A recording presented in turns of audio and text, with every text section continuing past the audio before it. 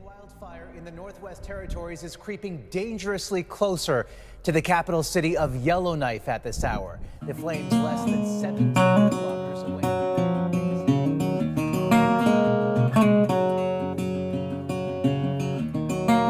To be very blunt, I didn't really understand what was going on because I'd driven through so much smoke. This didn't present anything new to me. Nobody was worried about what was going on around Yellowknife, but just to be aware. And so we were aware. So when it hit the fan, it hit the fan in 4.7 seconds flat. There was no warning. The moment for me when the light went off was when I saw the red line on the map that said you can't get out. And that's when I kind of looked at Nicole and said, what have we done? We've driven into a town or a city that is now unescapable. We couldn't leave. And that's when I got worried. And then it was like we were on standby. We were watching that map, and as soon as it turned green and we threaded the needle and we waited another 8 hours, we would have been on a 3-kilometer line to get gas. We drove past places where people's lives were decimated. I should not be feeling so selfish because I get to leave and I get to go home safely with my partner, my husband. I then started second guessing every decision I made up to getting there, and did I miss something? It was hard to really ask people to pay attention and donate when this was playing out. Like, how dare we? How dare we ask people to donate money when families are being sent packing because this forest fire? So there was a real emotional war to wanting to continue.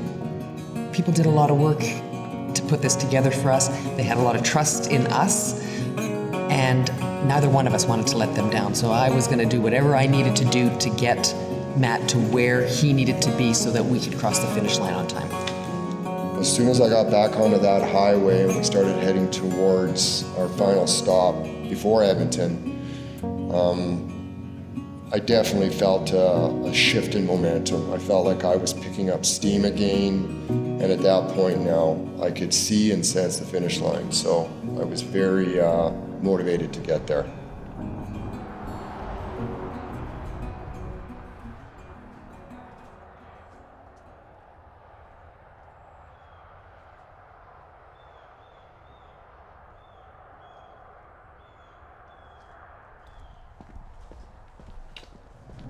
After 100+ days on the road of staying in every imaginable hotel, motel, Airbnb, it's been a grind because, some cases the conditions were pretty rough. So, plus the packing and unpacking, the energy around all that, which people don't see, that's all going to stop. So I think that's a great thing. And it's going to mean I'm going to have a little bit more energy to, focus on the fun stuff.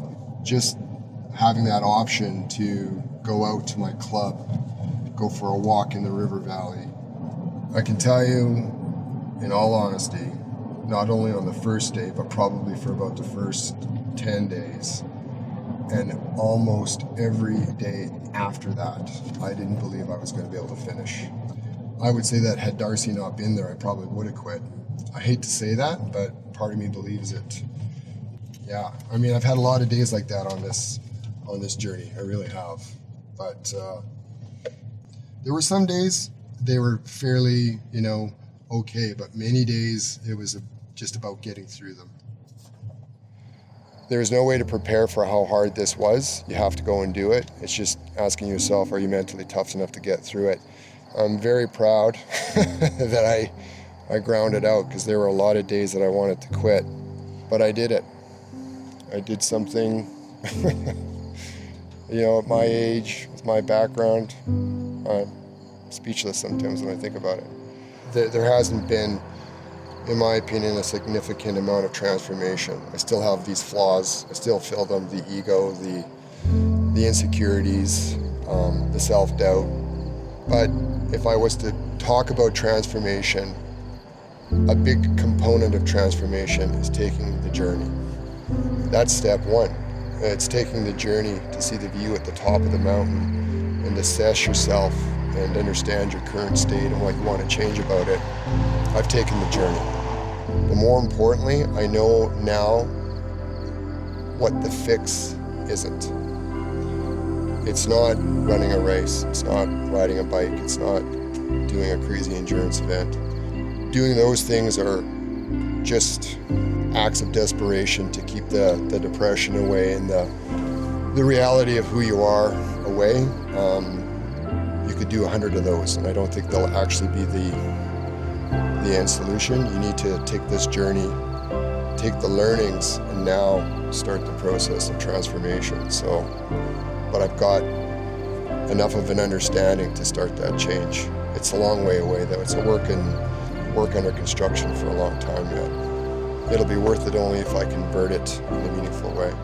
If I don't, if I fall back, shame on me, because you only get so many chances at something like this. And now the real test of who I am and what I've learned will come 30, 60, 90, 100 days after. There's a lot of things I need to work on, but I think I've started that process. So time will tell. Time will tell.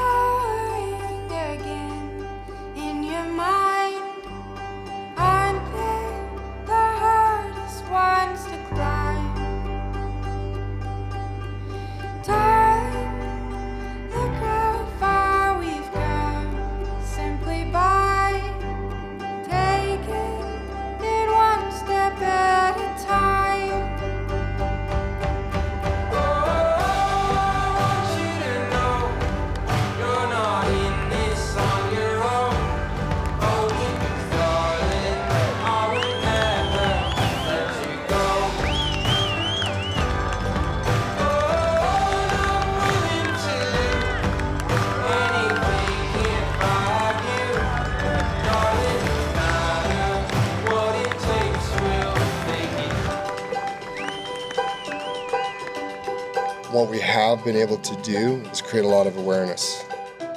I think a lot of people didn't understand how important adaptive cycling is to certain families and to children with disabilities. They know now, or a lot more people in this world know what a job You Can Ride 2 does and how important it is to families with children who have disabilities. So I'm very proud of that.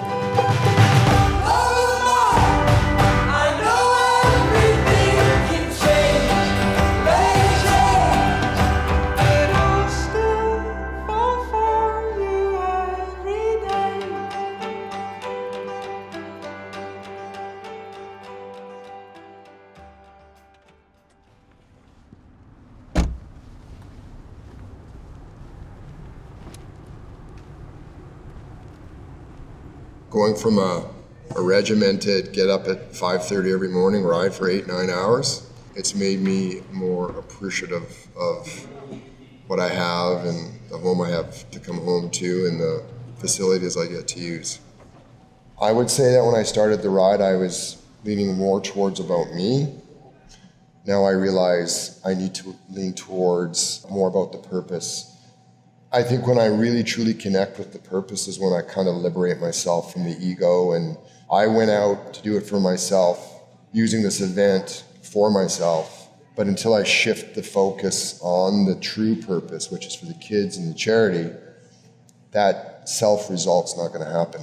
And you have to say, it doesn't matter what I look like, it doesn't matter what people think, it doesn't matter how popular I am.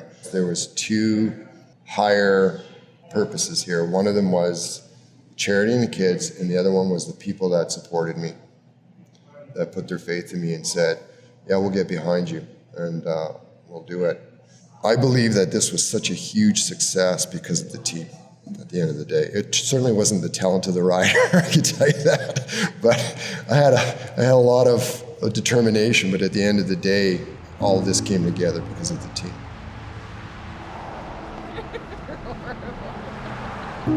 Any two people that can go through that type of experience have to have a special relationship, because you absolutely put your trust into that somebody. And there were moments out there where I was very broken and feeling less than, and this one here picked me up and kept me going, and she didn't kill me. And I was I was not a nice guy.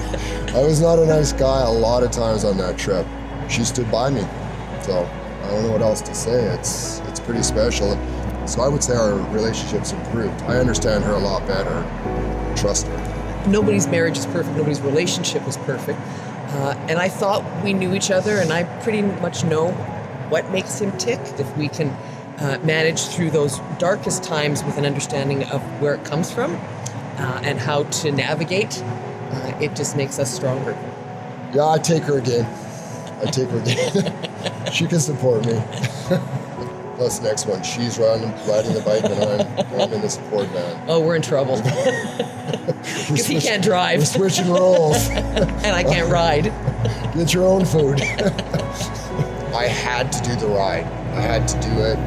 I couldn't wait to get out on the road and put all this, whatever was going on with me, behind me. And I was kind of blaming everything, my relationship, my job, my friends, everything was being blamed, but sort of what was going on with me. Yeah, I recognize now more than ever, I think I probably need more help, more friends, more support. It's just dropping the ego and being okay with that. I think we impacted a lot of kids. I think there should be a lot more kids on bikes now. So at the end of the day, adjusting my expectations and my ego, I now know that's what we were really here to do, and I think we did a good job of that. And I think what we've done for those kids and the charity will last long beyond the event. And it's like a slow ball of thunder coming down the valley. I feel we have credibility now to take that roar and really amplify it. We can take the whisper of the next charity that needs that elevation, and we can make that roar happen much quicker. Much louder. And much louder. We're talking to big charities and they're listening, and I think we have the potential to really change the way people think about themselves and how they can help their community. The question now is, do we formalize that roar? Do we create an entity that's bigger than both of us, that will last beyond and in between events? It'll be the thing that is there when we go. So that's